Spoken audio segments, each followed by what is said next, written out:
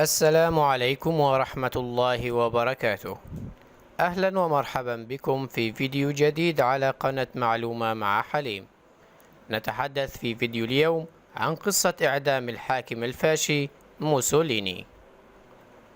كانت وفاة موسوليني مروعة مثل حياته العنيفة، فعندما تم إعدام موسوليني بعد الهزيمة في الحرب العالمية الثانية، تجمعت الحشود الغاضبة على جثته وقاموا بالبثق عليها ورجمها بالحجارة قبل أن يتم دفنه. ولعلك عزيزي المشاهد قد تستغرب من هذه الوحشية تجاه جثة رجل متوفي، ولكن ما يلبس هذا الاستغراب أن يزول عنك عندما تعرف قصة هذا الحاكم الفاشي تجاه شعبه. ولد موسوليني في 29 من شهر يوليو عام 1883 ميلادية في مدينة دوفيا دي برايدابيو.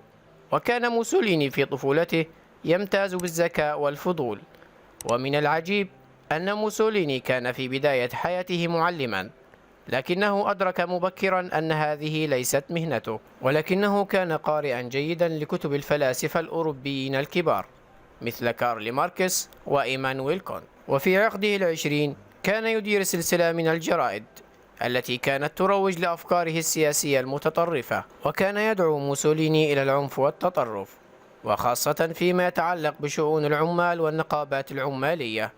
وتم القبض عليه عدة مرات بسبب هذه الأفكار في سويسرا، وكذلك اضطر الحزب الحاكم إلى طرده من الحزب وإجباره على الاستقالة من منصبه في الجريدة. وقام موسوليني بعد الحرب العالمية الأولى في عام 1914 ميلادية بتأسيس جريدة خاصة به وأسماها شعب إيطاليا. قام فيها بنشر سياساته وفلسفته حول القومية والعسكرية المتطرفة والعنيفة، والتي بدورها حركت حياته بأكملها.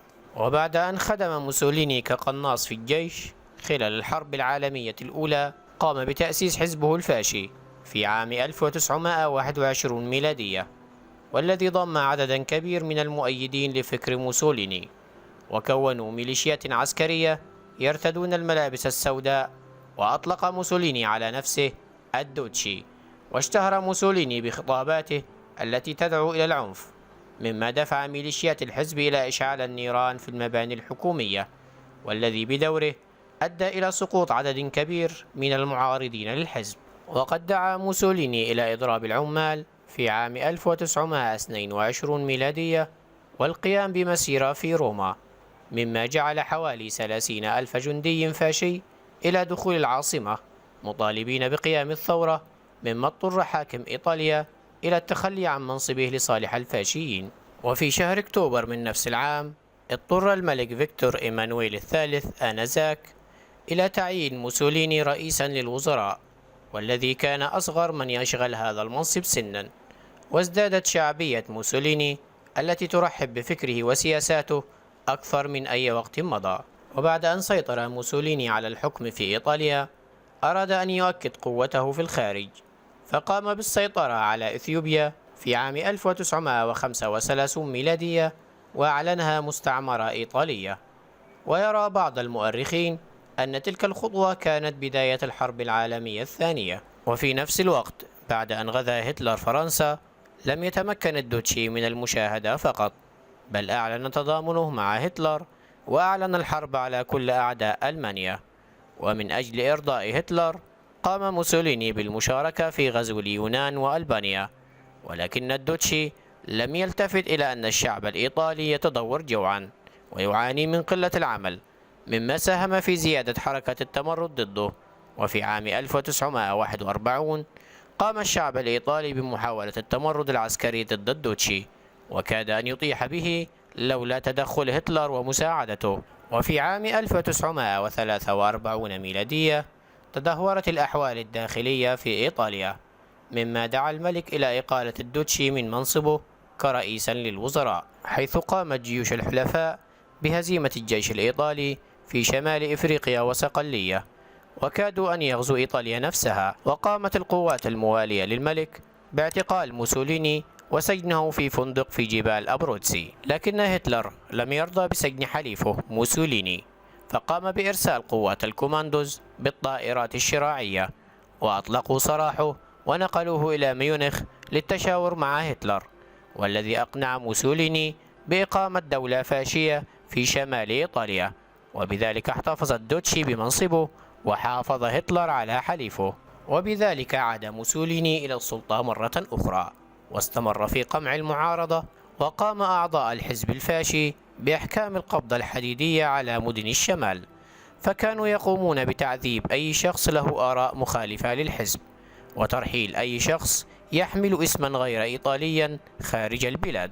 ووصل إرهاب الحزب الفاشي إلى قمته في عام 1944 ميلادية، عندما تم جمع 15 شخصا من المعارضين للحزب الفاشي في ميدان بياتزا لوريتو في ميلانو، فقام رجال موسوليني بفتح النار عليهم وقتلوهم جميعا في وجود قوات الأمن الخاصة الألمانية في الميدان. وقد أطلق على هذا الميدان بعد ذلك اسم ميدان الشهداء الخمسة عشر. وفي عام 1945 ميلادية انتهت الحرب، وانتهت معها إيطاليا التي تحولت إلى خراب ودمار، ولكن جنود الحلفاء الذين دخلوا إلى برلين بالفعل لم يقبضوا على موسوليني، بالرغم من أنهم أحاطوا به، وذلك لعدم استسلام هتلر حتى تلك اللحظة. ولكن الهزيمة كانت وشيكة، وهذا ما أجبر موسوليني إلى الموافقة على مقابلة مناهضي الفاشية في إبريل عام 1945 ميلادية، وذلك بقصر ميلان، وذلك بعد أن علم أن ألمانيا تتفاوض للاستسلام.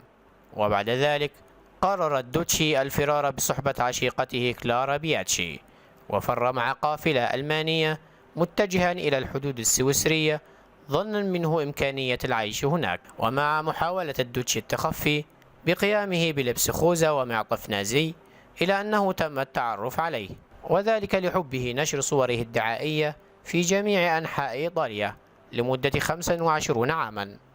وقام المتمردين بنقله إلى مزرعة نائية، وفي صباح اليوم التالي قاموا بإطلاق النار عليه هو وعشيقته كلارا بياتشي بالقرب من بحيرة كومو الإيطالية. كما تم القبض على 15 رجلا من رجال الحزب الفاشي، وأطلقوا النيران عليهم. وفي الليلة التالية وصلت شاحنة إلى ميدان ال15 شهيد، وكانت تحمل 18 جثة، منها جثة موسوليني، وقامت بإلقائهم أمام الحشود الغاضبة والتي صبت كل غضب السنوات الماضية عليهم.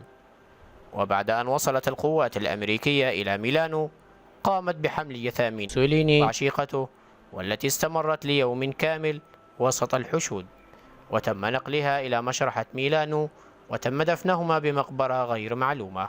وأسدل الستار على حكاية زعيم فاشي عاش حياته مؤمنا بالعنف كوسيلة للتغيير، إنه الدوتشي موسوليني.